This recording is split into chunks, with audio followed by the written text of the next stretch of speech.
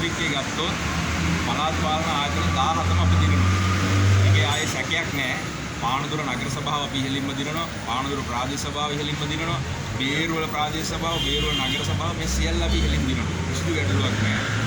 දැන් අපිට ඕනේ මේ ක්‍රියාත්මක කරන වැඩපිළිවෙල. දැන් මේ අද ආපු මේ සංචාරය ගත්තොත් මේ සංචාරය ඇතුළේ මේ ආයතන ගොඩනගා ගැනීමේ උවමනාව තියෙනවා.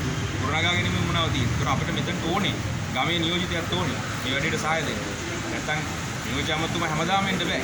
මෙතන වැඩේ බලන්න ඕනේ. මෙතන වැඩේ බලන්න කෙනෙක් ඉන්න ඕනේ. ආණ්ඩුවේ ප්‍රතිපත්ති ක්‍රියාත්මක කරන බිමේ කෙනෙක් ඉන්න ඕනේ. අන්න ඒ වැඩේට හොඳම කණ්ඩායමක් තෝරගන්න එක තමයි මෙතන තියෙන්නේ. එනිසාතොර ජනාධිපතිවරයා ජනාධිපතිවරයා අගමැතිවරිය ඊට පස්සේ කැබිනට් මණ්ඩලය දිනනවා පාර්ලිමේන්තුව දිනනවා ඊට පස්සේ ඔන්න නගර සභාව ප්‍රාදේශ සභාවත් ආවන පස්සේ මේ යාන්ත්‍රණය සුමටව මෙහෙට ගලාගෙන යන වැඩේ වෙනවා.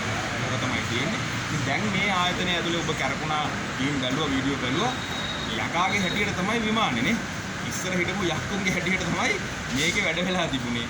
දැන් ඔන්න වෙනස් වෙනවා. දැන් යක්කු නෙමෙයි ඉන්නේ දෙවිවරු වෙවිලා ඉන්නේ. දැන් දේව විමානය කරන්න තමයි මේ යන්නේ රට. ඒ නිසා ජනතාව බාර දීපුවා කියන්නේ. ඒ නිසා පළාත් පාලන ආයතන ටික දිනලා අපි 7 වෙනිදා හම්බෙමු ආපහු. ඊට පස්සේ වේගෙන් රට ගොඩනගෙන වැඩේ තමයි තියෙන්නේ. මම අපි දැක්කා ඔබතුමා